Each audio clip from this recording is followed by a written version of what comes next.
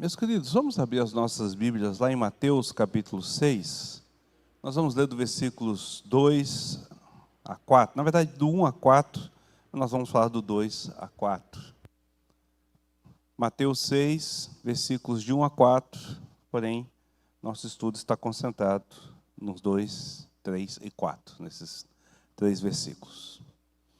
Antes da gente fazer a leitura, queria fazer um pedido para os irmãos, para aqueles que estão nos acompanhando online e também para os que estão presentes. Eu não sei se vocês viram ou já responderam, nos nossos grupos está indo uma enquete lá, que é uma pesquisa para a coordenação teológica, que a gente colocou com algumas perguntas que eu gostaria que os irmãos respondessem. A gente está fazendo um levantamento sobre a nossa igreja, né? Então é importante você responder. Se você não respondeu ainda a enquete lá, por favor, faça isso aí. E os pais respondam no lugar dos filhos que não podem usar. Então, mesma coisa colocando, porque é para EBD, para a gente saber lá como é que está o nível da nossa escola, e vai usar, inclusive, na escolha de materiais que vão ser usados para o ano seguinte. Então, eu preciso que vocês não deixem de fazer isso, tá? Então, se não fez ainda, faça. Se já fez, muito obrigado e incentive os outros a preencherem. Vamos lá.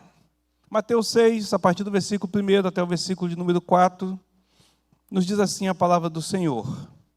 Guardai-vos de exercer a vossa justiça diante dos homens, com o fim de serdes vistos por eles. De outra sorte, não tereis galardão junto ao vosso Pai celeste. Quando, pois, deres esmola, não toqueis trombeta diante de si, como fazem os hipócritas nas sinagogas e nas ruas, para serem glorificados pelos homens. Em verdade vos digo que eles já receberam a recompensa. Tu, porém, ao dares esmola, ignore a tua mão esquerda o que faz a tua mão direita, para que a tua esmola fique em secreto, e teu Pai, que vê em secreto, te recompensará. Vamos orar mais uma vez? Maravilhoso, eterno, soberano Senhor, tua palavra é sempre viva e poderosa. Diante dela, então, nós nos curvamos e pedimos sabedoria e discernimento. Que o Senhor fale aos nossos corações. Que o Senhor nos instrua através deste ensinamento precioso do nosso amado Senhor Jesus. Revela a tua vontade ao nosso coração e nos ensina a sermos fiéis servos do Senhor. Em nome de Cristo Jesus. Amém. Bom, capítulo 6 de Mateus ainda é o Sermão do Monte. O Sermão do Monte vai até o capítulo 7. E nós entramos agora naquilo que é chamada a quarta sessão do sermão. Tivemos 3 sessões que nós já falamos e agora entramos na quarta sessão. Essa quarta sessão é onde o nosso Senhor Jesus Cristo passa em revista a nossa vida como um todo. A intenção dele é fazer isso. E vai considerar diante de 2 aspectos, segundo aquilo que ele percebe à luz de 2 aspectos. Primeiro, é com relação à vida religiosa. Como que o crente, como que o cristão, como que o cidadão do reino deve de proceder na sua religiosidade enquanto caminha sobre essa terra. Isso vai do versículo 1 até o versículo de número 18.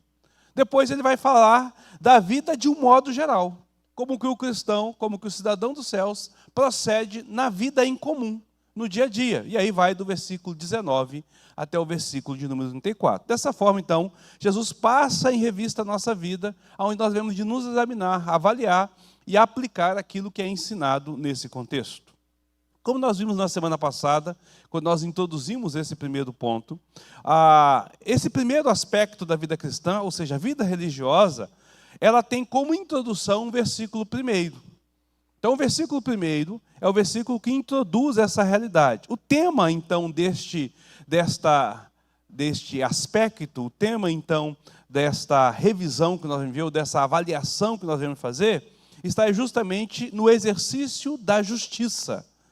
Guardai-vos de exercer a vossa justiça.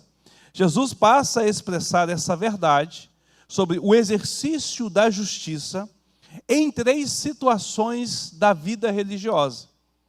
Como que eu exerço a justiça, que não é a minha justiça, guardai-vos de exercitar a vossa justiça, e passo a exercitar a justiça de Deus na vida religiosa, no meu dia a dia como crente, como servo do Senhor, como aquele que se curva diante deste Deus. E aí Jesus então vai fazer isso, como eu disse, em 3 situações: diante da misericórdia, da oração e do jejum.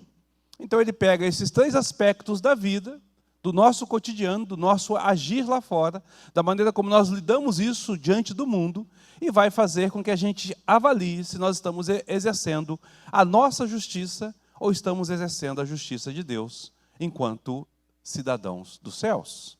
Tá certo? A primeira expressão que nós temos aqui, a primeira situação que nós devemos de examinar é quanto à misericórdia. E como eu disse, vai do versículo 2 ao versículo 4, né? Então o Senhor Jesus vai dizer: quando, pois, deres esmola, não toques trombeta diante de ti, como fazem os hipócritas nas sinagogas e nas ruas, para serem glorificados pelos homens. Em verdade vos digo que eles já receberam a recompensa. Tu, porém, ao dares esmolas, ignore que a tua mão esquerda, ignore a tua mão esquerda o que faz a tua mão direita, para que a tua esmola fique em secreto, e teu pai que vê em secreto te recompensará. Um fato interessante que a gente precisa de entender é que Jesus está lidando com práticas religiosas. E aí, a primeira questão é: o que é esse dar esmola? Né? Quando deres esmola. Do que está falando? E aí nós temos um problema cultural em relação à cultura brasileira, sobre a ideia de esmola. Né? E a gente precisa de entender que essa palavra é usada de uma forma, e aqui na Bíblia ela tem um significado específico, especial dentro disso. Ela deriva de uma palavra muito importante, para a qual nós devemos de observar. Que quando nós lembramos de esmola, nós lembramos de quê? Daquela moedinha que cai, que a gente pega e joga para alguém na rua, na calçada, né? A gente lembra dos filmes em que as pessoas jogam e o outro sai correndo atrás, como se fosse uma miséria. A ideia de esmola para a gente é a ideia da miséria, de que você entrega algo miserável para alguém que está numa situação mais deplorável ainda. Só que a palavra esmola aqui, que é usada como esmola aqui, ela não tem a ver com esse ato somente, com esse ato de ir lá e dar ao miserável. A ideia é que a gente deva de fazer alguma coisa, mas a palavra está ligada à misericórdia. Ela é uma derivação de Eloés, eleos, que é misericórdia, no grego. Então, o original significa ser caridoso, misericordioso. Esse é o significado do original, tá certo? Então, dar esmola aqui, ele está dizendo, é você ser misericordioso. Nós poderíamos traduzir então da seguinte forma: quando, pois, exercer a misericórdia, quando, pois, você for ser misericordioso para alguém, essa é a ideia que Jesus está colocando. Então não é simplesmente jogar uma moeda ou fazer um ato de caridade, nem ter aquela boa ação católica de poder dar um prato de comida ou fazer isso. É algo que vai muito mais profundo, que vai muito mais além. Tem a ver com o ato de você ser misericordioso, tá certo? E essa realidade ela é expressa em toda a Bíblia.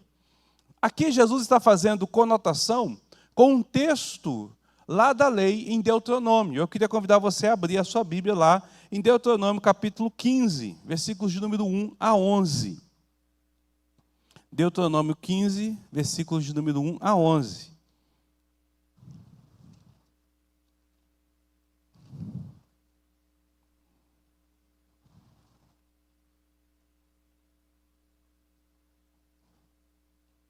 Nós não vamos ler todo o texto, são 11 versículos, mas você vai perceber que esse texto aqui, Jesus está lidando com leis em favor da pobreza, tá certo? Leis em favor da pobreza. Então, Deuteronômio 15 vai falar sobre isso. A primeira parte fala sobre a remissão e vai dizer que se você emprestar algo ao seu irmão, né, então o judeu lá emprestasse a outro judeu, o povo de Israel emprestasse a algum irmão da sua tribo ou de outra tribo irmã ali, emprestasse algo, ele teria o direito de cobrar até completar 7 anos. Depois de 7 anos, ele não cobraria mais. Aquele valor seria deixado para lá. Ele poderia cobrar do estrangeiro, mas do natural da terra ele não poderia cobrar. Da pessoa de fora ele poderia cobrar. Emprestou, mas da pessoa da terra ele não poderia cobrar. Qual era a intenção? Para não haver pobre entre eles. Depois ele vai dizer que se a pessoa foi vendida como escravo, se o irmão ele está prestando serviço para você de escravo, você vai também trabalhar durante 7 anos, depois você vai remir. E não vai mandar ele embora sozinho, não. Você deve mandar ele embora com uma indenização, para que ele recomece a vida dele. Tá certo? Então, a ideia também é evitar que haja pobreza entre si. Então, perceba que esse texto aqui, ele não fala sobre manter a miséria ou manter na miséria. Fala sobre evitar que exista miséria. Tá certo? Então, esse princípio é o princípio do dar esmolas aqui. Tá? Não é você manter a pessoa na miséria, não é você sustentar a pessoa na miséria, mas a ideia é você tirar a pessoa dessa condição miserável. É exercer a misericórdia. É mais do que dar alguns centavos. A igreja do Novo Testamento, ela aprende esta realidade. Abre lá em Atos capítulo 2, versículos 44 a 45. Atos dos Apóstolos, capítulo 2, versículos 44 a 45.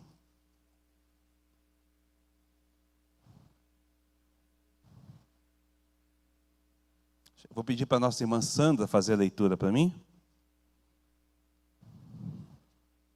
Atos 2, versículos 44 e 45. Irmã Sandra.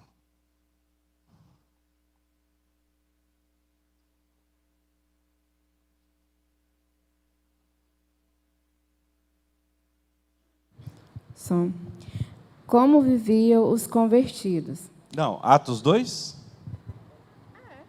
44 e 45. É só o 44 e 45. Só os dois versículos. Todos os que creram estavam juntos e tinham tudo em comum.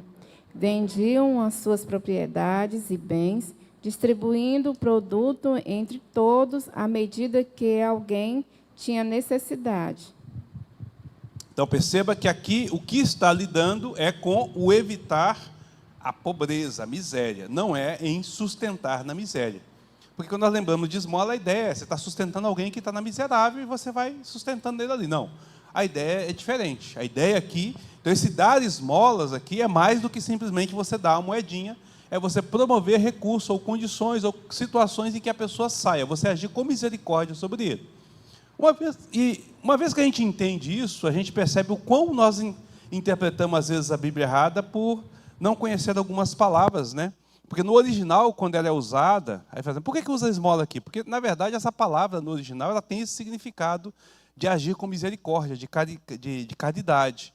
Mas a prática, ao longo do tempo, levou ela a ser entendido como algo de sustento de miséria.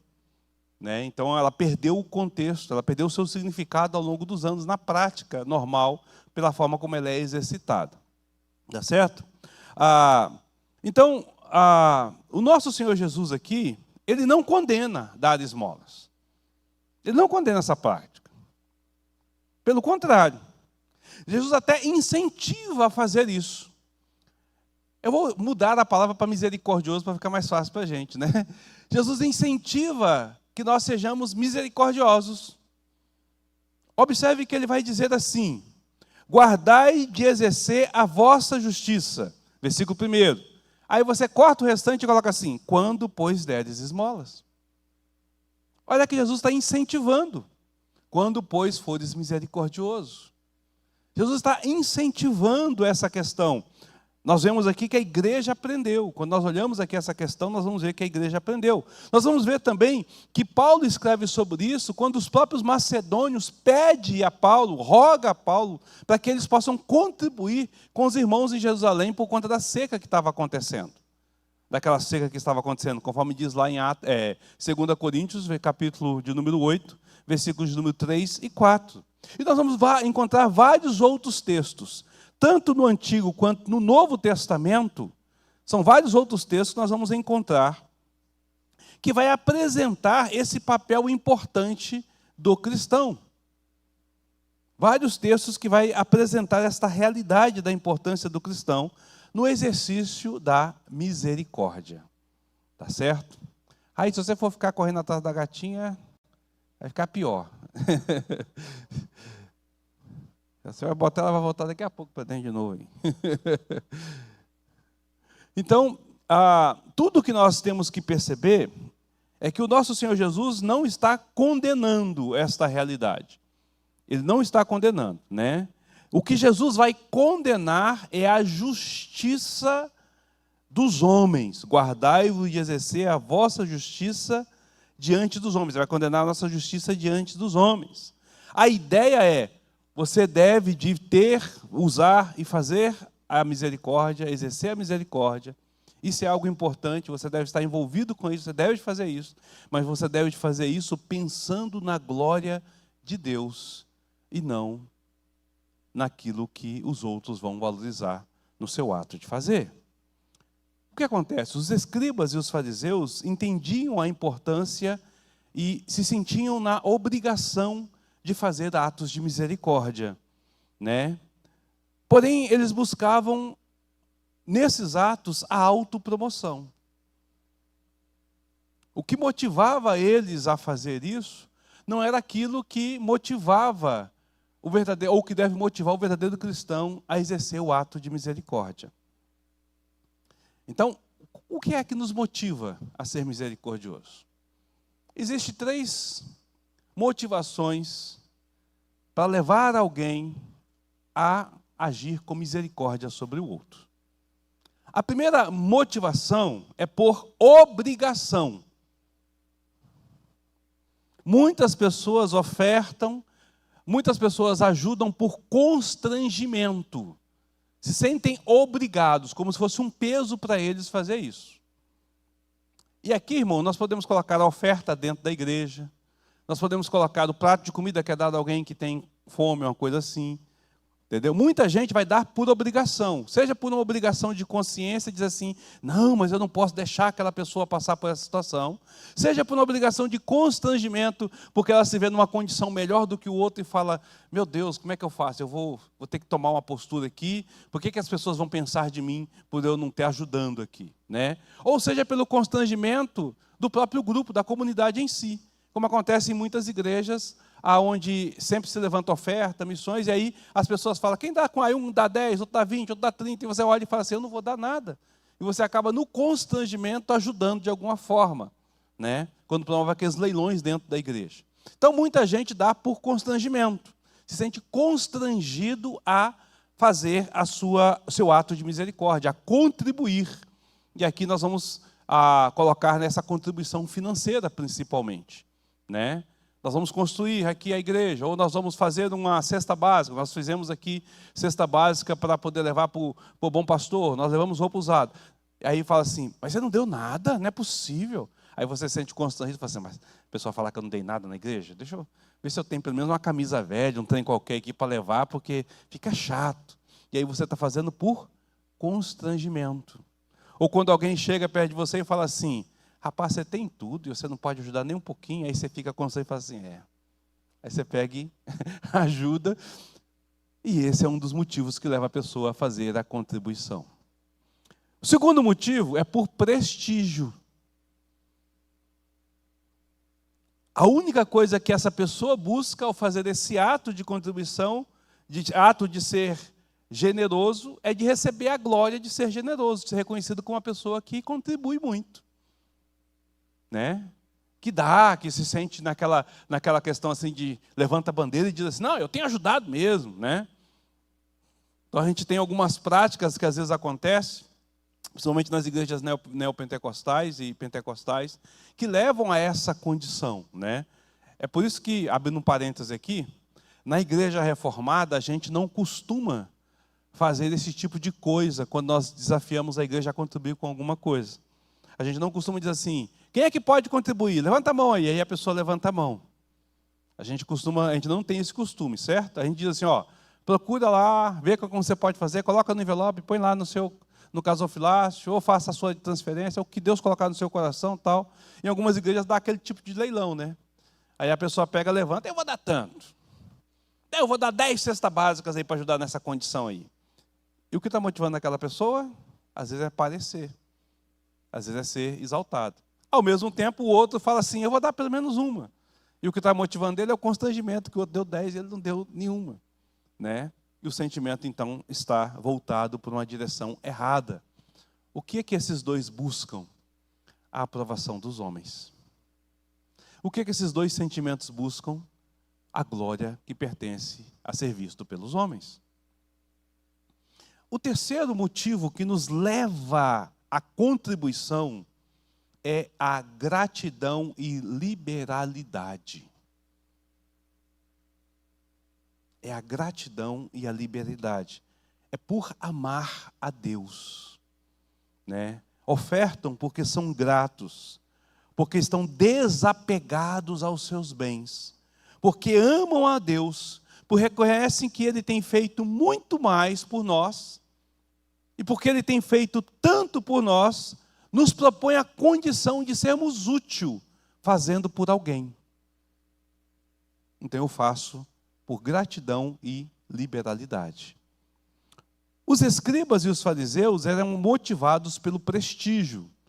Aqueles que estavam ali na posição de líder faziam isso. Jesus vai usar aqui que eles tocavam trombetas quando eles ajudavam, ou seja, anunciava aos 4 cantos que eles estão ajudando, para as pessoas verem o quão generosos eles eram. Mas existiam aqueles que seguiam a eles, que faziam pelo constrangimento, para não passar a vergonha de serem vistos como mesquinhos, pão duros, como insensíveis. Acabavam fazendo também dessa condição. Mas o cristão, segundo o que Jesus está falando, ele deve ser motivado pela gratidão. Ele deve ser motivado porque ele é desapegado, pela liberalidade que ele tem na sua própria vida. Ele se sente intimamente obrigado, olha só o que eu vou falar. Ele se sente intimamente obrigado pela consciência da graça e da própria misericórdia de Deus que é derramada sobre a sua própria vida. O que leva ele a fazer isso não é nem porque ele ama o outro. Não é nem porque ele olha para aquela pessoa e tem empatia por ela. É porque ele olha para Deus, o que Deus tem feito pela vida dela. O quanto Deus tem sido gracioso, o quanto Deus tem sido bondoso, o quanto Deus tem sido amoroso, o quanto Deus tem derramado misericórdia na vida dele. E fala assim, a única coisa que eu posso fazer para o Senhor, para mostrar a minha gratidão, é ser misericordioso com alguém. Estender a mão a essa pessoa. Então ela faz exatamente por esse motivo. Ok? Pergunta, comentário? Alguém? Falar uma coisa? Presbítero Luiz?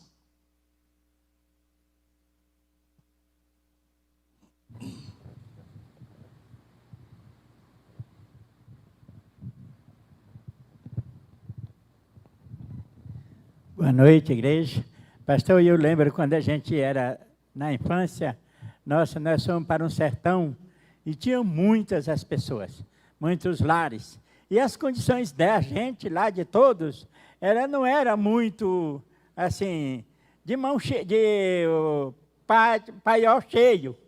Tinha necessidade, mas ninguém comprava e nem vendia para os outros.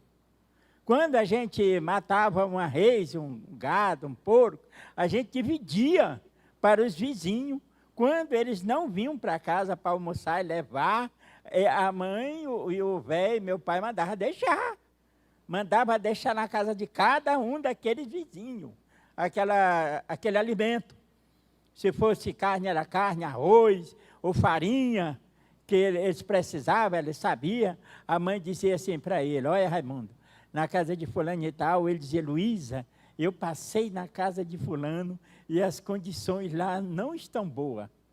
Aí ela já tinha a responsabilidade de botar a gente num jeguinho para ir deixar lá, suprir a necessidade daquele vizinho, porque não podia deixar. E pronto, ninguém falava mais aquilo. Aí você falando isso, eu lembrei que a gente tinha aquela responsabilidade de fazer isso por causa da necessidade de cada vizinho. E eles não queriam ver eles passando as necessidades. Amém. Mais alguém? O presbítero Ismael. Pastor, só para mim entender direitinho aqui, porque o texto fala do exercer a justiça, a vossa, é algo meu. Aí a minha pergunta para o senhor, essa justiça é o que me é de direito? É aquilo que seria para mim? É nesse sentido que a palavra está dizendo, de guardar, de exercer a minha justiça diante dos homens, ou é o meu ato de ajudar? Boa pergunta. Tá dentro dos dois contextos. Primeiro é que, se você for medir a misericórdia pelo seu ato de justiça, você vai deixar de ajudar ou de contribuir para muita coisa. Eu não concordo com isso, eu não aceito isso, eu não gosto daquilo, eu acho que isso aqui não vai ser bem feito, eu acho que aquilo tem que ser de outro jeito, e aí você vai deixar de contribuir. Então, o seu ato de julgar, promover a sua justiça, vai ter um problema com relação a essa questão. Então, você vai deixar de contribuir. O segundo é você entender que você vai contribuir o quanto você deve contribuir. Quanto é justo para você contribuir? Então, você também vai julgar nesse contexto o que você vai fazer. Né? Então, vou contribuir. Eu só contribuo só com isso aqui porque eu acho que é o que é necessário. Não precisa mais do que isso. Ou, em vez de eu fazer isso aqui, eu vou fazer aquilo ali porque eu acho que aquilo ali é melhor. Você vai julgar as coisas. Então, você está buscando o seu ato de justiça. Tá certo? Nesse contexto.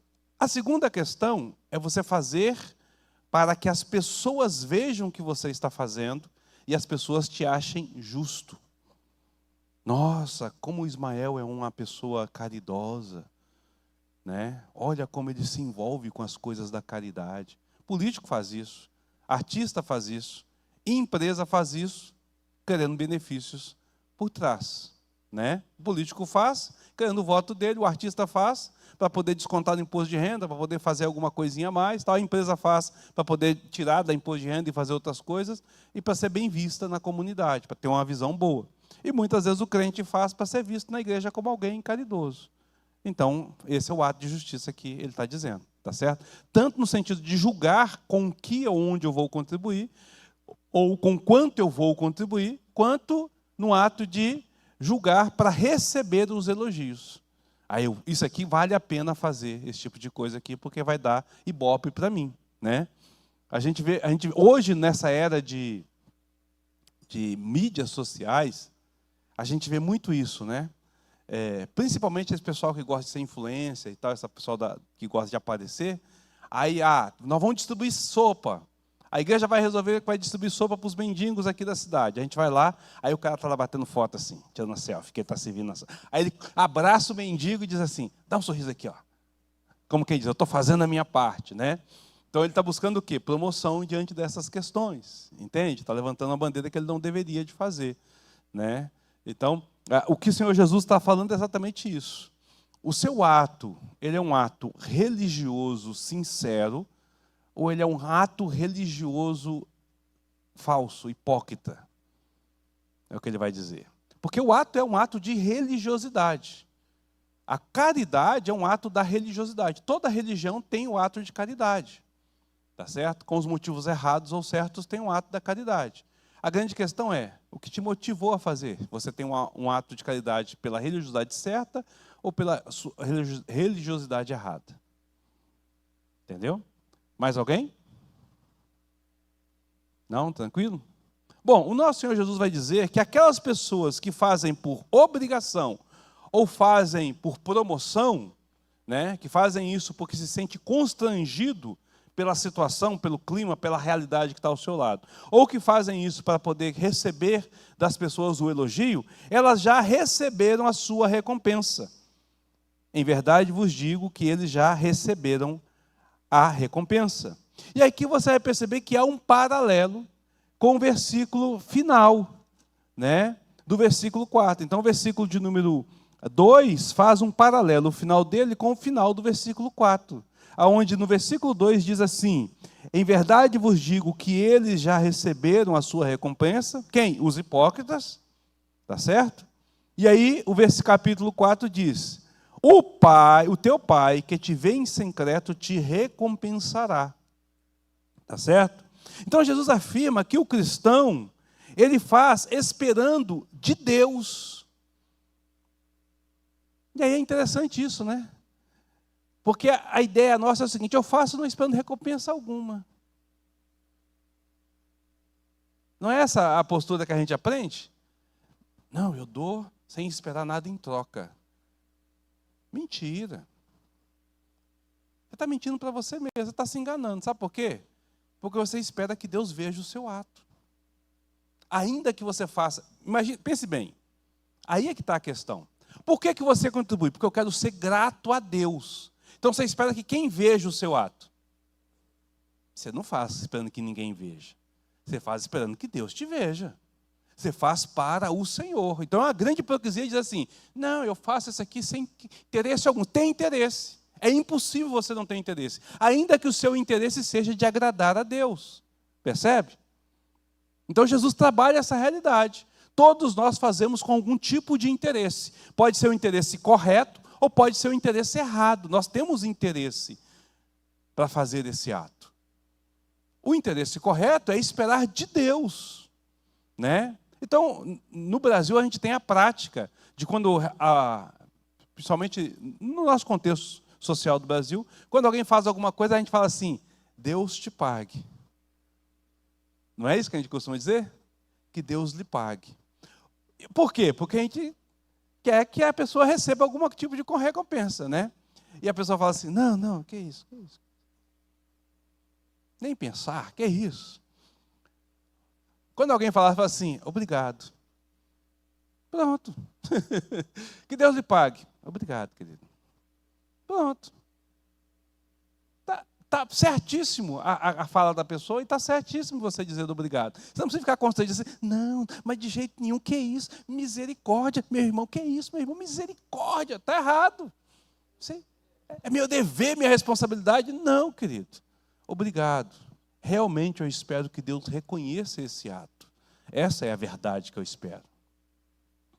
Aí a gente fica pensando assim: o quanto que a nossa religiosidade prática, por conta dos pensamentos, dos ensinamentos errados, ela é cheia de hipocrisia na parte externa, quando o nosso interior espera outra coisa.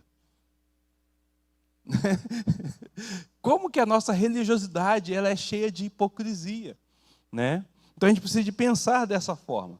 Agora, o que Jesus está dizendo? Jesus diz o seguinte: que você vai receber a recompensa. Você fez um ato de misericórdia. Preste atenção, queridos. Você agiu com misericórdia para alguém, ou para alguma instituição, ou para alguma situação, você irá receber a sua recompensa. Jesus não disse que não há recompensa. Jesus disse que há recompensa. Ou é uma recompensa certa, ou é uma recompensa errada. Ou você será recompensado pelos homens, ou você será recompensado por Deus. Você nunca será recompensado pelos homens e por Deus. Interessante, né? Você nunca será recompensado pelos homens e por Deus. Por que Jesus está dizendo isso? Porque se você faz esperando que as pessoas reconheçam, você não está fazendo para o Senhor. Então, tudo que as pessoas reconhecerem é o máximo que você vai ter. Agora, quando você faz esperando que Deus reconheça, ainda que as pessoas agradeçam, aquilo não faz o menor valor para você. Poder ter agradado, não, porque você espera receber do Senhor. Entende? Então, mesmo que eu faça, né? Então você vai lá e dá ajuda a alguém. Alguém está precisando de uma dificuldade, a nossa igreja costuma fazer essas ações, né? Cesta básica, a gente ajuda contribuindo agora, a gente tem contribuído com um irmão sobre a questão de recursos e tal. Então você vai lá e contribui com essa pessoa.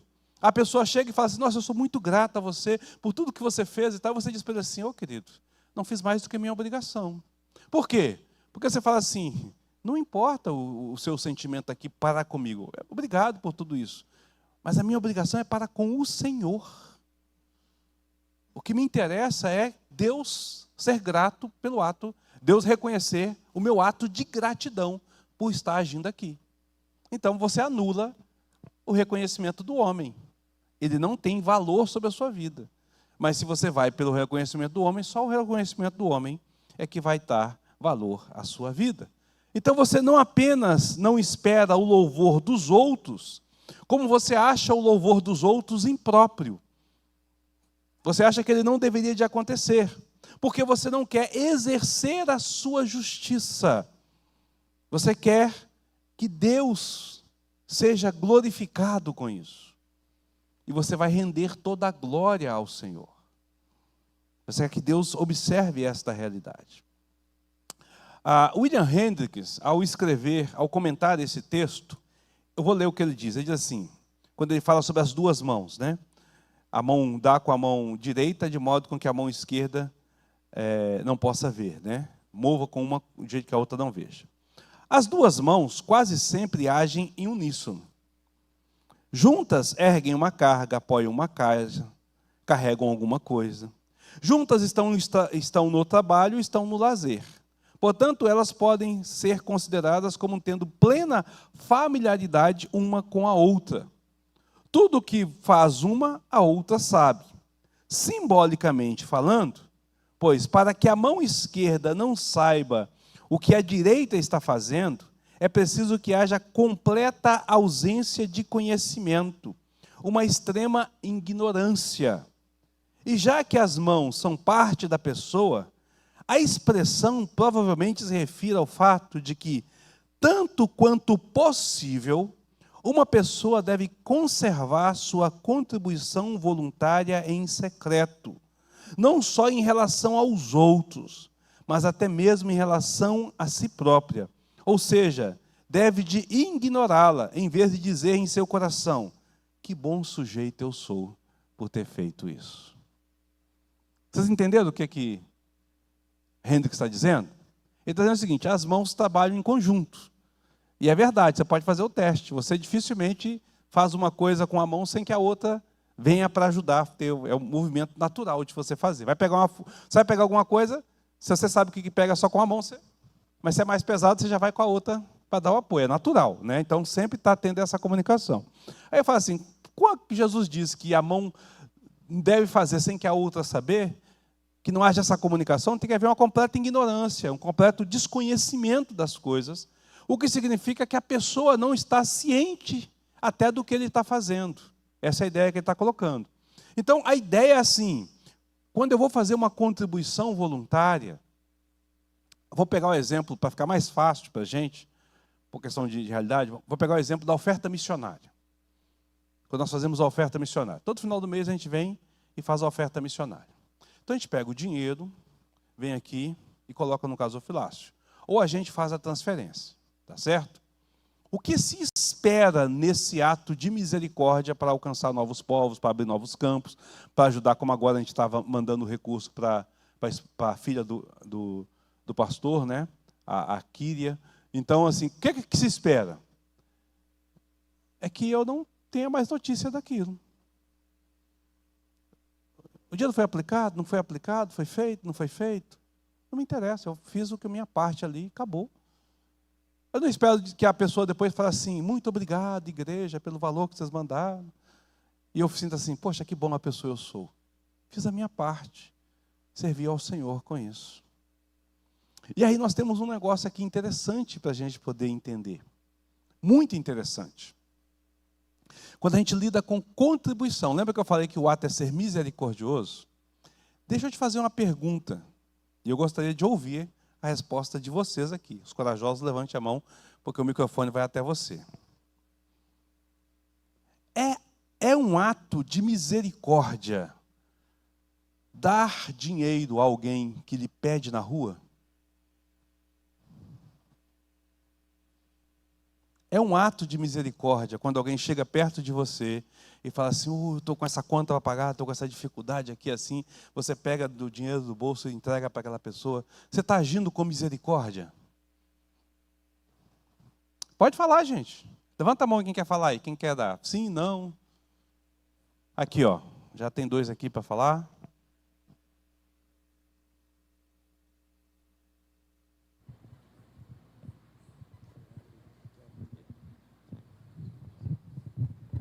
Pastor, eu sou defeituoso. Eu não sei dar para as pessoas na rua. Porque se eu der e eu ver ele comprando um cigarro ou a cachaça, eu me zango. Então eu não dou. Eu trago para a igreja E dou para, às vezes eu falo para os irmãos, olha, aqui tem uma oferta para você fazer o que você quiser para uma pessoa que tem necessidade. Mas eu não me sinto sossegado eu dando para a pessoa. A não ser que ele chegue lá e diga assim, eu quero comer. Aí eu falo para a pessoa, boto para ele comer, tudo. Mas se ele pedir um dinheiro, ou se eu oferecer uma coisa, e ele disser que só quer dinheiro, eu não dou. Sou sincero com o senhor. Aham. O Vitor aí atrás, aí. Essa questão realmente é complicada, mas eu acho que tem muito a ver com o coração da pessoa que tá doando mesmo, né? Porque se a pessoa começar também a pensar demais nisso, será que ele vai usar realmente o dinheiro para pagar a conta? Será que ele vai usar para drogas? Será que vai... Então acaba o coração da pessoa também fica meio fechado, né? Então eu acredito que tem a ver com o coração da pessoa que está doando.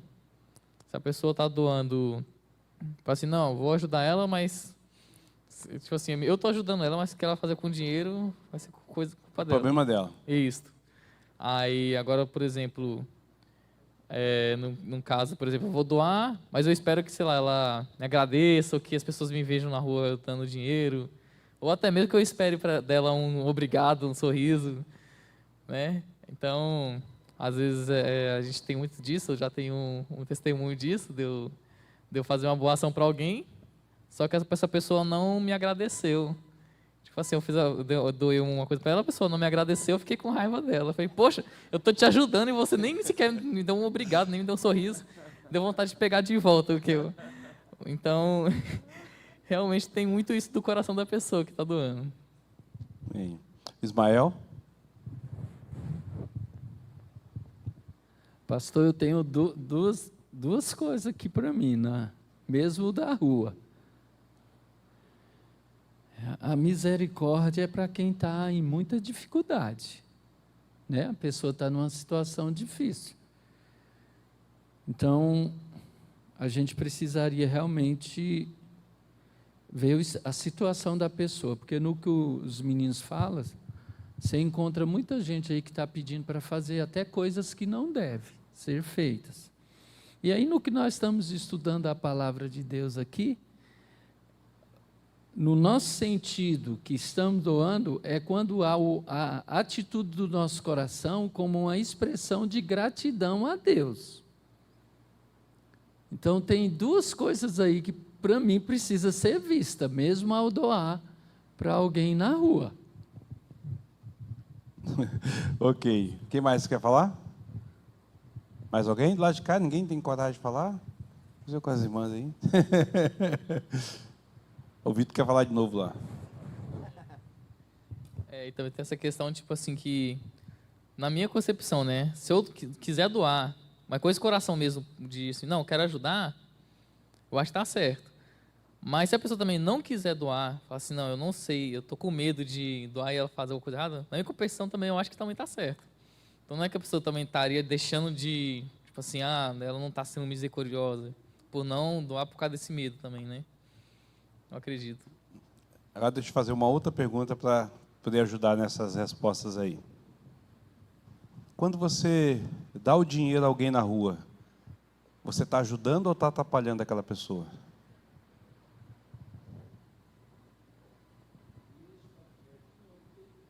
Tem duas situações, né? Pode estar ajudando, pode estar atrapalhando.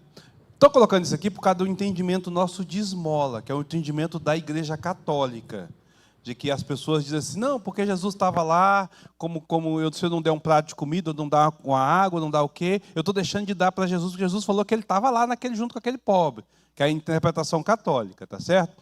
Quando nós vamos para a palavra de Deus, para estudar sobre essa realidade, lembra que nós lemos Deuteronômio. O ato de misericórdia é mais do que dar um trocadinho. É mais do que dar um trocadinho. Se você acha que você está fazendo um ato de misericórdia dando um trocadinho, você não está. Sabia? Nós lemos o texto do capítulo 2 de Atos como referência de ato de misericórdia. Era trocadinho que o pessoal dava? Está vendo como é que nós entendemos errado a expressão do texto? Não, eu estou fazendo aqui. Eu tenho R$2 no bolso aqui. dá para comprar um pastel? Ou tem alguma coisa assim e tal? E aí eu não fiz meu ato de misericórdia, fiz... Dá assim que pega tudo. Ou se tem dessa, fala assim, não, eu vou te pagar ali um lanche, e aí o troco eu pego de volta e tal. Perceba, nós não estamos agindo com a verdadeira misericórdia. E é claro que existe um monte de coisa que a gente tem que trabalhar em cima disso aqui. Desde a questão de você ajudar a pessoa de forma errada, em vez de se ajudar, você está atrapalhando. Né? Então, se a pessoa, Paulo vai dizer que se a pessoa não trabalha, que ela não coma. Então, se você está ajudando uma pessoa que é vagabundo, você está piorando a situação dele, você está sendo antibíblico. Tá certo? Está sendo isso aí. Se você está dando ele o recurso, ele está usando esse recurso para outra coisa, você está destruindo a vida dele. Então, em vez de você estar abençoando, você está amaldiçoando. Eu dei o dinheiro para a pessoa aqui, ela vai lá e toma uma cachaça, é problema dela. Não, o problema é seu. Não dê o dinheiro para ele não tomar cachaça, porque você está destruindo a vida daquela pessoa. Isso também não é ato de misericórdia. Isso são atos de caridade religiosa.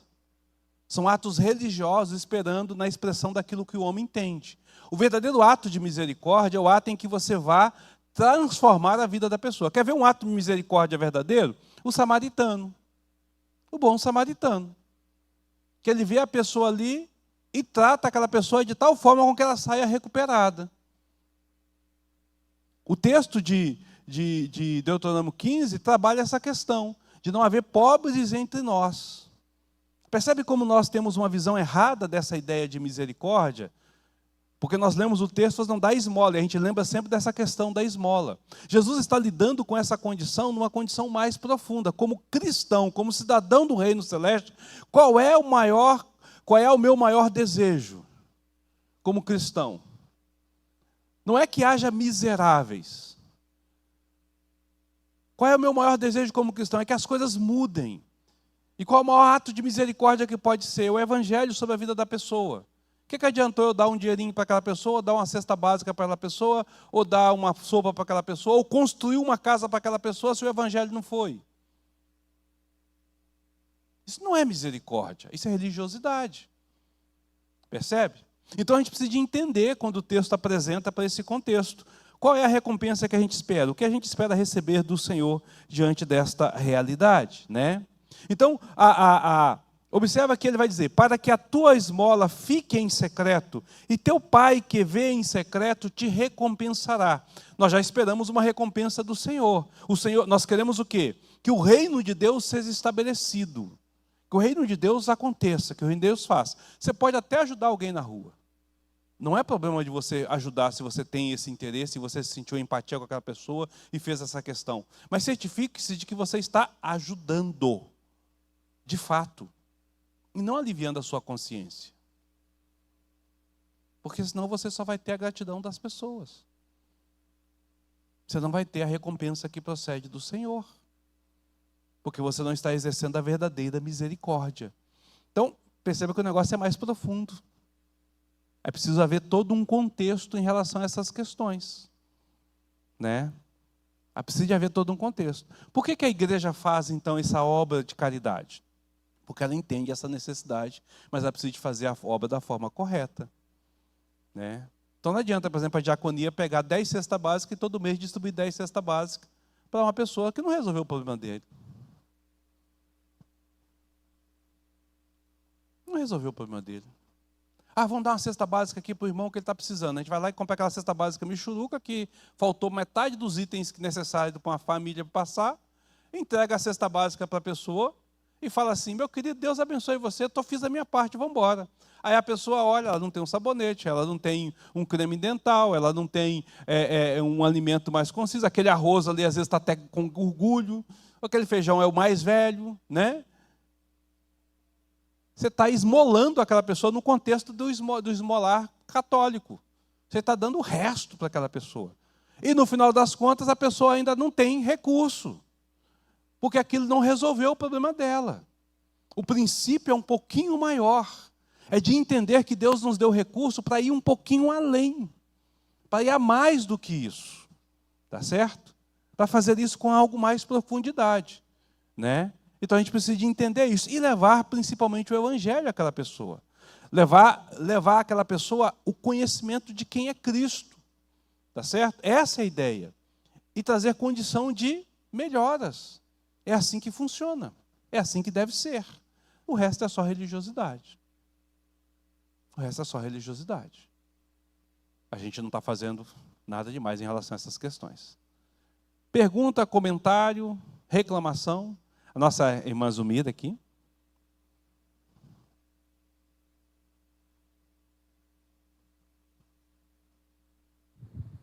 E quando às vezes a gente percebe ou acha que a pessoa está se aproveitando e está sempre querendo mais. A gente corta. Parece duro, né? Parece duro, mas a gente corta. Obrigada. A Adelene aqui. A gente corta mesmo, né? Porque é questão que a gente tem que observar, nós como cristãos, é pedir a Deus discernimento naquela hora que vai ajudar. Porque se aquela pessoa está numa situação de miséria, o que levou ela ali, né? Então, as escolhas que ela fez, a gente sabe que levou ali. O pecado dela levou ela ali. Então, a gente está acostumado muito a deparar com pessoas que não querem mudanças. Só fica se aproveitando. Você dá uma esmola para ela, você dá as costas, ela está ali de novo pedindo. Então, se houver oportunidade, a melhor opção é levar o evangelho para dar a oportunidade àquela pessoa de mudança. Então, uma pessoa que ela é honesta, que ela é de bom caráter, e ela está numa situação de miséria, passando uma necessidade, uma fome, ela vai aceitar a ajuda, né, para mudar, no emprego, numa oportunidade. Eu acho que alguém aqui já deve ter alguma história assim, de alguém que passou uma necessidade muito grande e houve alguém que ali abriu a porta, né, para essa pessoa. Mas você está diante de uma pessoa que você ajuda. Aí vem cá, não quer um compromisso com Deus, não quer mudar o caráter. Só Deus sabe a história daquela pessoa. Aí você vai oferecer, você está prejudicando a vida dessa pessoa. Está prejudicando. Recentemente, ofereci ajuda a uma pessoa que estava lá em casa, o companheiro dela foi até morto, um rapazinho, né, usuário de droga que limpava o nosso quintal. E eu falei assim, fulana, você está aí sentada à toa, me ajuda a arrumar a casa, que eu te dou uma ajuda. Aí ela se empolgou a me arrumar, não fez nem 30% de serviço. Aí eu falei, não, eu vou te dar só X, porque o combinado você não fez. Aí depois eu sentei com ela e apresentei o evangelho para ela. E perguntei, você quer ajuda? Se você quiser ajuda, eu estou aqui para te ajudar, para você mudar essa vida.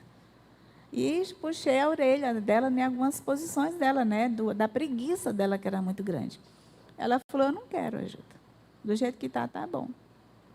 Então, por que eu vou sentir a consciência pesada de estar ajudando essa pessoa? Nunca mais eu quis. Né? Não quero infelizmente, nem sei nem onde é que ela anda, que o companheiro dela foi morto. Mas é assim, a gente tem que pedir a Deus discernimento, né? Raí, depois o Ismael. Boa noite, igreja. Duas coisas, né? A segunda vai ser um exemplo. A primeira pergunta que o senhor fez, né? Sobre se é errado ajudar. De fato, a gente precisa olhar esse lado que o senhor falou. Né? Tem que ter todo um processo para você poder falar assim, olha, está certo, a intenção do coração e tudo, sobre ajudar aquelas pessoas que estão ali fora. E a outra questão é um exemplo do que a minha mãe acabou de falar, sobre você ajudar, tentar ajudar, e também sobre a pergunta da irmã Zumira, né? E se a gente entender que ela está se aproveitando da situação, é melhor cortar. Teve um caso na primeira igreja presbiteriana de Belém, que toda sexta-feira a gente fazia lá o sopão, né? A gente ia lá para Presidente Vargas ali, na praça lá, acho que é Presidente Vargas, né, pai? Aí, a gente fazia o sopão lá. Então, se apresentou para a gente um senhor, e ele morava na rua e tudo, e ele mostrou interesse em ser ajudado, né? Daí o pessoal da igreja resolveu levar ele, né? Falar assim, olha, a gente está te apresentando o evangelho, assim, apresentou o evangelho e tudo pro irmão e falou, olha, na quarta-feira a gente vai ter uma reunião, você aparece lá e tudo, e ele foi. Então, ele mostrou interesse, né? Foi, o pastor resolveu ajudá-lo financeiramente e tudo. Quando foi num sábado, a gente ia ter um evento lá. Daí todo mundo saiu para lanchar e ele estava lá, né? Foi para a área social e tudo. Acabou que ele, ficando sozinho, né? Acabou furtando um telefone de uma moça lá. Aí olharam, ela ficou preocupada e tudo, não sabia quem tinha furtado e tudo, e a gente olhou nas câmeras e tinha sido ele, entendeu? E ele tinha mostrado interesse, só que, né, ele não, de fato, ele não tinha, ele só simplesmente burlou o sistema para se aproveitar, né? E a outra questão, pai, que eu queria falar é sobre isso, né? Sobre esperar de Deus alguma coisa. Acredito eu que o nosso coração esperando de Deus, né? Que Ele reconheça a nossa situação, diferente, tem que ser diferente de você entregar e esperar alguma coisa em troca e falar, Deus, olha, eu estou ajudando esse rapaz aqui, mas eu quero isso. Então, isso é barganhar, né? Então, é uma coisa que não pode. Você esperar de Deus é totalmente diferente de que você barganhar com Ele. Você espera de Deus que Ele reconheça, mas não querer barganhar com Ele, entende? Não que Ele te dê algo realmente em troca nesse contexto, né? Dou 10 e recebo 20. Né? Que é o que o pessoal pensa, não, eu vou dar 10 e aí eu recebo 20 de Deus. Aí eu só quero uma confirmação do Senhor. Então, o ideal nosso, para a gente ser misericordioso, é ouvir a pessoa, conhecer sua necessidade e tentar ajudá-lo a sair daquela situação. Esse deve ser o nosso papel, como igreja, como servos do Senhor. Exatamente.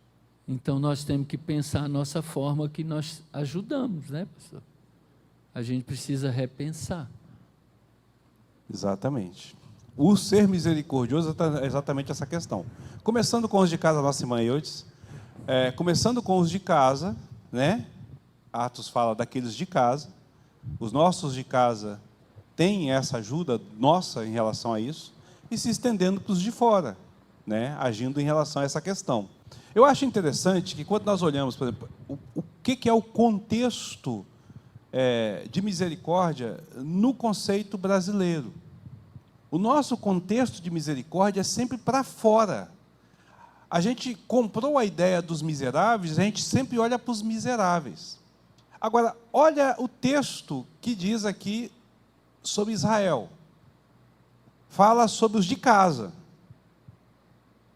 Olha o texto que fala da primeira igreja, fala dos de casa. O testemunho nasce com os de casa. Os de fora é consequência. Você fala assim, pastor, mas a igreja sempre fez. Fez. Por quê? Porque os de casa tinham. Quando os americanos vieram plantar a igreja no Brasil, quando vieram aqui para Araguaína plantar a igreja, e eles faziam muita caridade, muita obra social, a igreja lá não tinha dificuldade, tinha. Pelo contrário, sempre teve sobrando. Ao ponto deles poder fazer isso aqui. Eles primeiro fizeram em casa. Entende? Aí o que é que nós fazemos? Nós ensinamos da seguinte forma, você veio para a igreja, então agora, a partir de agora, você só dá para receber só de Deus. E nós não agimos com a misericórdia primeiro dentro da nossa própria igreja. Então é comum o irmão passar uma dificuldade, um problema, uma crise, e ele fala assim, não vou procurar a igreja, o que a igreja vai pensar de mim? Né? O que vai pensar de mim? Sendo que deveria ser o primeiro local que ele deveria de buscar ajuda. Porque nós aprendemos errado. O contexto está errado. Primeiro os de casa, depois os de fora. Se a gente não ajuda os de casa, não adianta ajudar os de fora. Isso no meio pentecostal é mais forte ainda. É mais forte ainda. Né? Mas no nosso contexto, muito disso acontece. Então a gente precisa de entender o que é ser misericordioso. Por isso que eu falei, olha o texto, ele não está falando de esmola no contexto de esmola comum, está falando no contexto de ser misericordioso. A igreja precisa de ser misericordiosa. Nós queremos alcançar, queremos levar o evangelho, queremos que as pessoas conheçam, queremos ajudar as pessoas, queremos. Nós aqui estamos sendo ajudados, estamos nos sustentando, estamos nos mantendo. Nós investimos em quê? Aí vem também o pensamento para dentro da igreja. Ok, eu contribuo com a igreja. Eu entrego o meu dízimo à igreja. Esse dízimo é usado em quê? Aí eu faço a minha oferta para a igreja. Essa oferta é usada em quê? Na manutenção de um templo bonito? Na compra de cadeiras de qualidade, de luxo? No investimento com equipamentos de louvor? Equipamentos de ar refrigerado? É isso que nós fazemos com o recurso todo do Senhor? O que nós fazemos com o recurso? Pessoas estão sendo investidas com essa realidade? Nós investimos na expansão do reino, e o reino não são pessoas, com esse recurso. Como é que eu exerço misericórdia se tudo é voltado só para o meu benefício? Então, quando eu entrego o meu dízimo, eu espero que esse dízimo seja aplicado aqui para o meu conforto, ou eu espero que esse dízimo seja aplicado para o reino de Deus? Então, quando eu vejo aqui a prestação de contas, no final do ano, entrou tantos mil, gastou tantos mil a igreja, né? Fez isso, fez aquilo, tal e tal ali. Eu fico satisfeito quando eu vejo que o dinheiro foi bem aplicado dentro da igreja, e está tudo bem só aí, ou eu me preocupo que esse dinheiro também não foi aplicado para a expansão da igreja, com a pregação do evangelho, para o uso da beneficência com as pessoas, da própria igreja até. Percebe? Vamos para a Bíblia. Atos diz que o recurso ia e era usado para o benefício das pessoas da igreja. Ah, sim, nós temos uma realidade, temos uma estrutura, temos toda uma condição. Aí eu vou fazer uma pergunta aqui bem polêmica. Uma pergunta bem polêmica. É justo nós gastarmos 10 mil reais para fazer um acampamento para nós e não ter dinheiro para investir numa congregação ou numa igreja?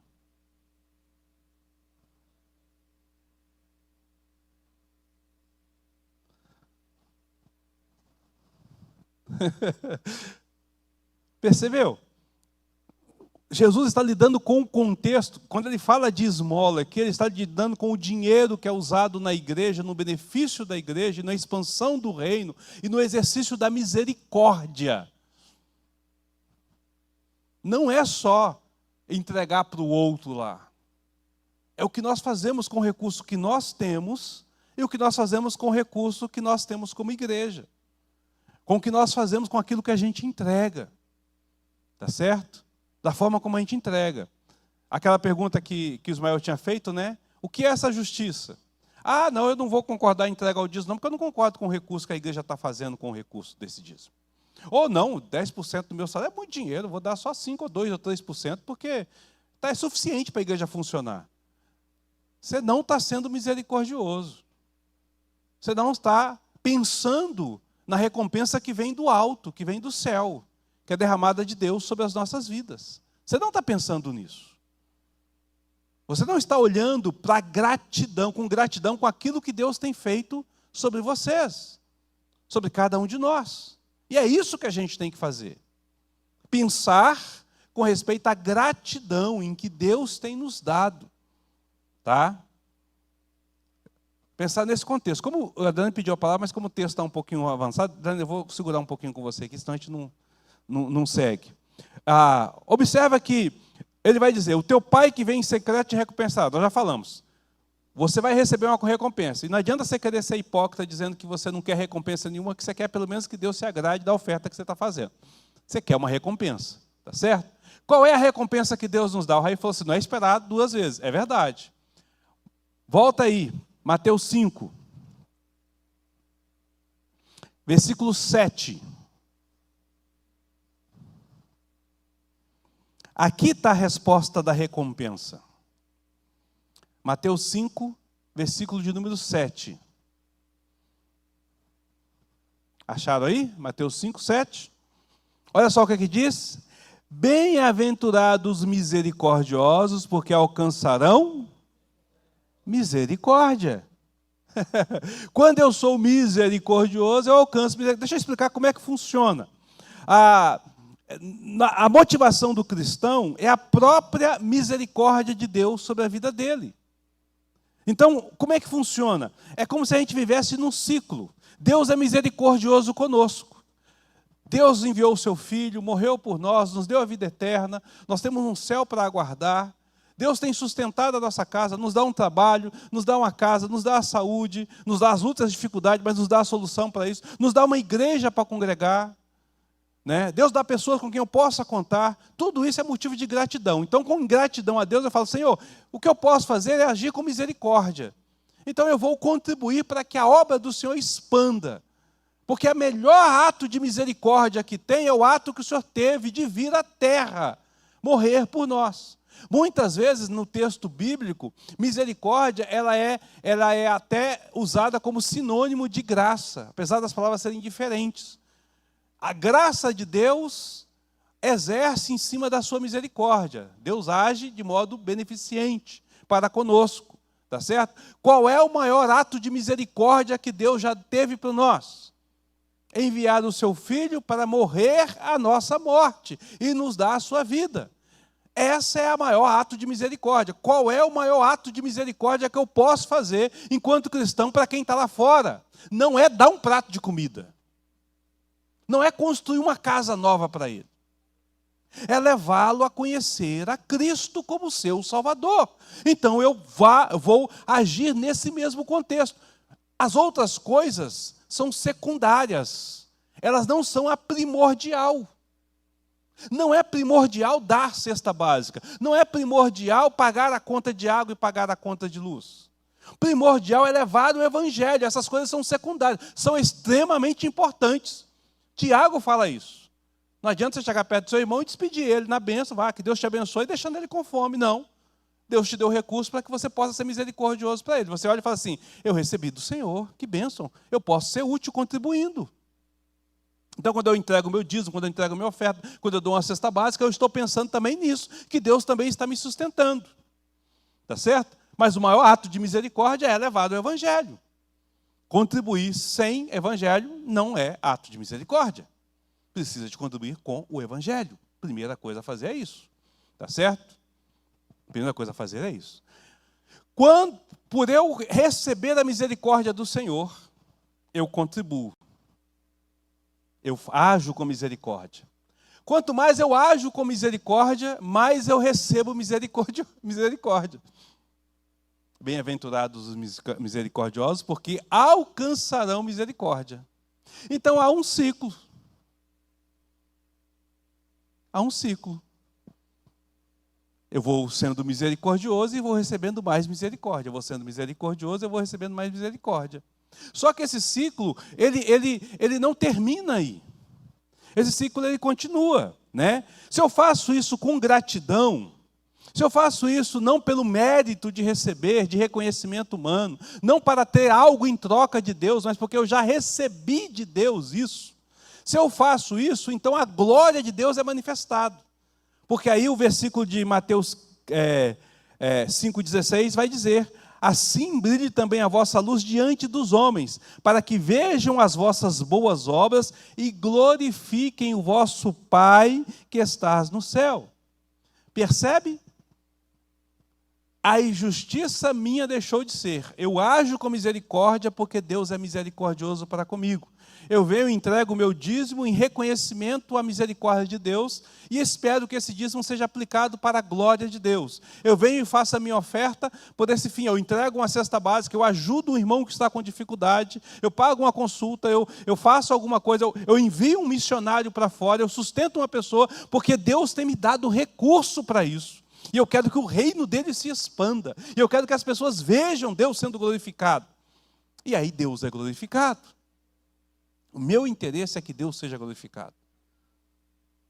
E aí eu recebo misericórdia de Deus. Eu vou recebendo as bênçãos do Senhor. Essas misericórdias, elas vão crescendo sobre a minha vida.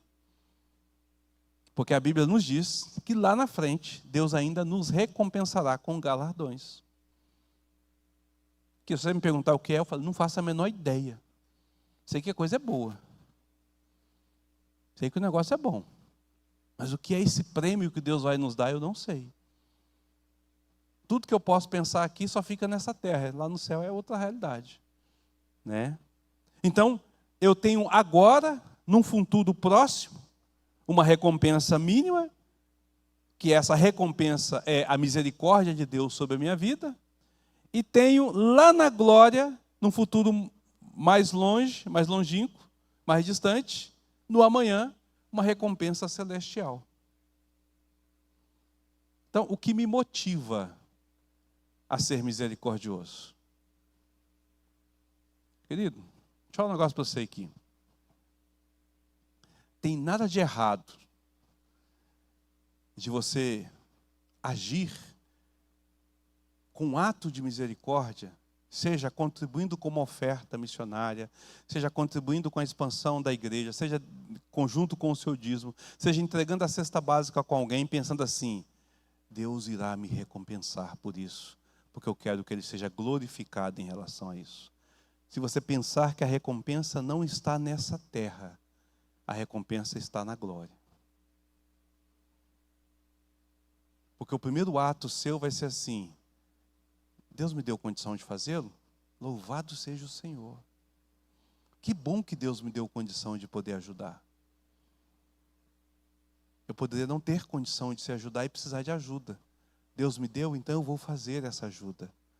Porque eu sou grato a Deus por isso.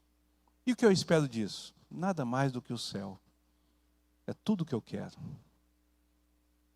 Nada mais do que o céu. Percebe como que a visão agora não é algo egoísta, mas é algo que vai além? É disso que Jesus está falando. Então aqui Jesus está lidando com a relação à nossa vida religiosa, em relação a ser misericordioso e nos nossos atos de contribuição e de entrega. Quando eu entrego o meu dízimo, quando eu entrego a minha oferta, quando eu faço uma contribuição, eu tenho pensado na glória de Deus e eu faço porque eu reconheço que Deus tem sido bom por mim, ou eu faço esperando ser reconhecido, ou eu faço porque eu me sinto constrangido em fazê-lo.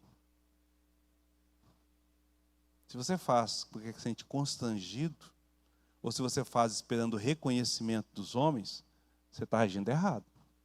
A sua recompensa ficou na terra. Se você faz reconhecendo que Deus é glorificado com isso, porque Deus tem te dado mais do que você merece, inclusive dando a vida eterna, e você faz isso em gratidão a Deus, então saiba que Deus continuará te abençoando e dará ainda mais para a sua vida. Simples assim.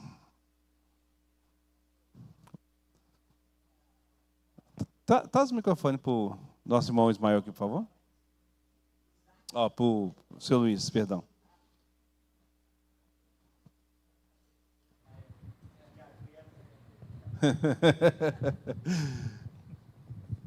Olha, pastor, o zelo da história diz assim: trazei todos os dízimos à casa do tesouro, para que haja mantimento em minha casa. Aí depois vem, provai-me nisso, diz o Senhor dos Exércitos. Para que haja mantimento. Já imaginou, pastor, se a igreja aqui fosse dizimista, precisaria dos irmãos falar alguma coisa de necessidade? Porque eles sabiam, a junta, os oficiais já sabiam a casa que eles tinham que suprir. E tinha para que haja mantimento. Aí é igual você estava falando, né? Aí você olha lá, mas quantos mantimentos a gente enviou para a casa das pessoas que tinham necessidade? Porque ele disse assim, dos irmãos e das famílias dos irmãos que não têm, da casa do Senhor. Entendeu? Eu vejo isso aqui. Vamos suprir a casa que é para a casa ter o mantimento necessário para suprir os nossos irmãos. Porque muitas vezes você dá, mas você não dá certo. Dê para a igreja que ela dá certo. Verdade. Verdade. A melhor coisa é a gente ter um sistema que ajude a gente a fazer a oferta da forma correta como ela precisa e levar o recurso da forma correta como ele precisa. A gente precisa de pensar nessas questões. Mais alguém? Delene, você ainda quer falar? Você ainda quer falar? A Delene aqui. E aí nós vamos, se mais ninguém estiver falando, nós vamos encerrar logo, porque já vai dar 9 horas. Justamente na aplicação da justiça, né, dessa questão do olhar para dentro da casa. Eu presenciei, né, é um ato polêmico também, mas para a gente pensar na hora que a gente for aplicar uma boa ação, né, aplicar a misericórdia na vida do outro. Eu presenciei, né, isso uma vez que eu fui visitar a minha mãe na Bahia, uma federação de SAF se desfazendo. Então, várias SAFs daquela federação deixaram de ser SAF por causa disso, porque havia uma irmã que adoeceu gravemente. Essa irmã era muito atuante na SAF, era uma irmã muito disposta a trabalhar e adoeceu e não tinha dinheiro para fazer uns exames. Aí colocaram a pauta em discussão, lá dentro da reunião da federação. E aí, eu não sei os valores, mas eu vou colocar aqui, né, fictício aqui. A irmã está precisando de R$ 1.000 para fazer uns exames. E vamos voltar aqui quanto que a gente tem disponível para abençoar a vida da irmã. E esse relato, quem me contou foi uma grande amiga minha, que era vice-presidente da federação. E aí começaram a colocar. Então, estava perto do Congresso Nacional de SAFs, e algumas irmãs foram eleitas a participar desse congresso. Foi votada a seguinte questão: vamos encaminhar as irmãs, eram 3 irmãs na época, para ir para o congresso, custo R$ 5.000. Vamos votar, foi decidido, então, dar de oferta para a irmã que está passando necessidade, R$ 200. Imediatamente, a irmã que me contou essa história, ela levantou: me perdoe, irmãs, eu não faço mais parte da SAF. E aí, com ela, saiu levantando um monte de irmãs, indignadas com essa postura do plenário. E, por causa dessa decisão, a SAFs hoje, lá no sul da Bahia, não existe mais. A maioria das igrejas não tem mais SAF. Né? A gente presenciou esse negócio. Então, por causa de uma má justiça. Não foi uma pessoa lá fora estranha. Era alguém que estava há muitos anos participando da igreja, membro da igreja, uma irmã amada por todos. Então, elas ficaram indignadas com isso, né, e tomaram essa atitude. De fato, tem que ser repensado um monte de coisa. Nosso irmão Rafael aqui.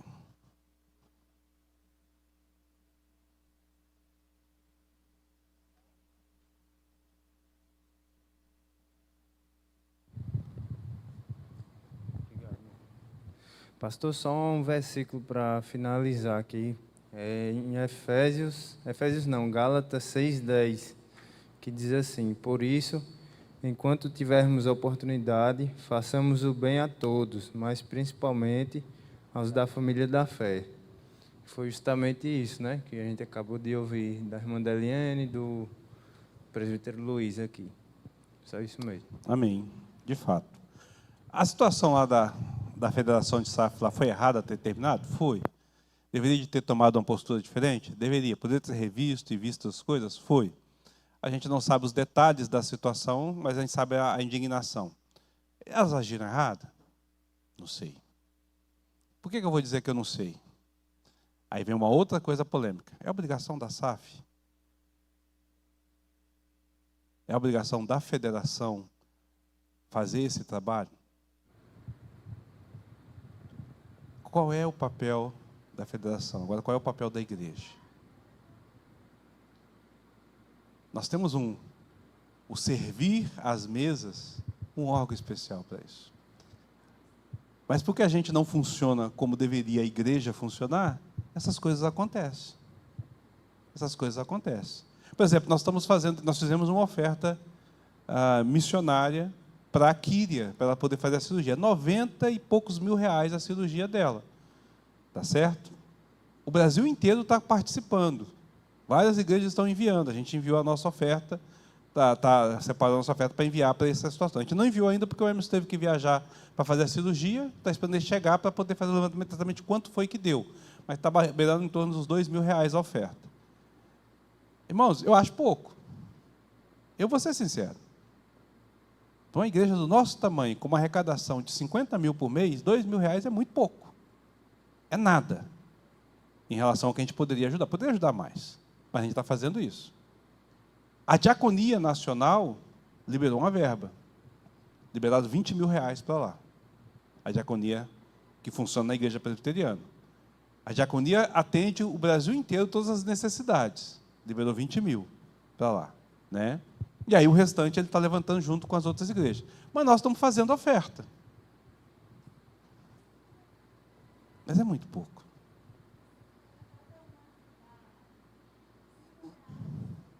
É muito pouco. Nós somos... Faz uma conta rápida aí. Nós somos vou pôr 320 membros, mais ou menos, né? Vou pôr 300 membros. 300 membros. Se cada membro desse 10 reais, dava quanto? Significa que a média da oferta está menos de 10 reais por pessoa. Percebe o quanto nós vamos fazer? Aí, quando você vai olhar, e aí é uma coisa que fica entre o tesoureiro e a coisa, você vai ver que tem uma oferta de 500, tem outra de 400, tem alguém que deu um valor mais alto de oferta, e teve gente que não deu nada. Né? É por isso que eu falo, a gente olha assim e fala assim, dá para poder ter feito um pouquinho mais. A gente poderia ter feito. Mas a gente não se importa.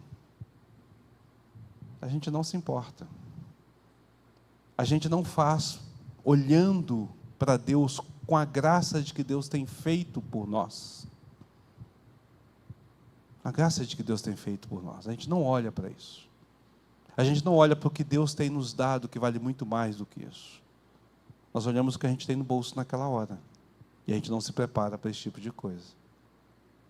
A gente precisa de aprender a ser como a igreja primitiva, que dava além. Muito além.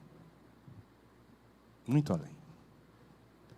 Nós, primeira igreja presbiteriana de Araguaína, esquece o restante do pessoal lá fora.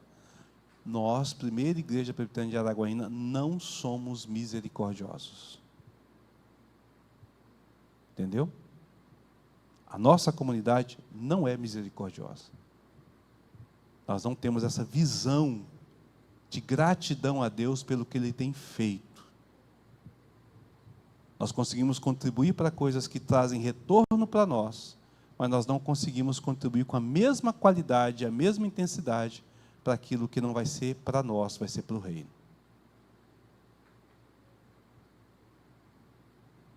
Essa é a nossa realidade.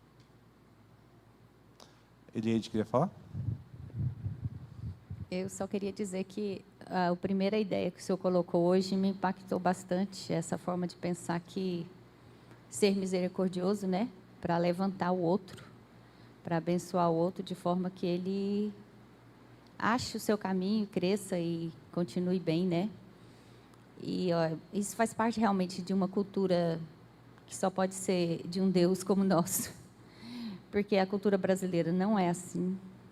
E se eu fosse contar muitas histórias, tem muitas histórias para contar sobre isso, mas eu realmente encantei com essa ideia, né, de pensar o judeu fazer isso pelo outro, né? A gente vê isso lá no samaritano, que ele ajuda ainda, dá algo mais para ele, né?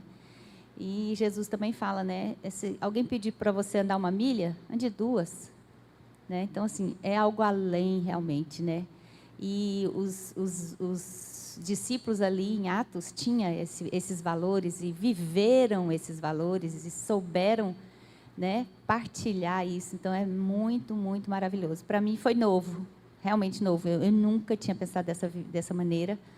A minha cabeça é muito brasileira com relação à esmola. Igual o senhor falou, estou sendo misericordioso com a pessoa que eu estou dando na rua?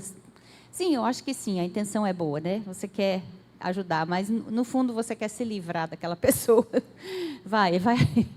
Enfim, mas é um novo pensamento, é uma nova ideia, e eu acho que a gente pensar de forma diferente, pensar na forma que Deus pensa, acho que ajuda a gente a entender melhor as coisas. E por toda a minha vida eu nunca tinha ouvido essa palavra, que a gente dá esmola é ser misericordioso e que a gente está querendo levantar o próximo, querendo que ele fique bem, e não apenas ajudando ele naquele momento ali, enfim, vai com Deus, né?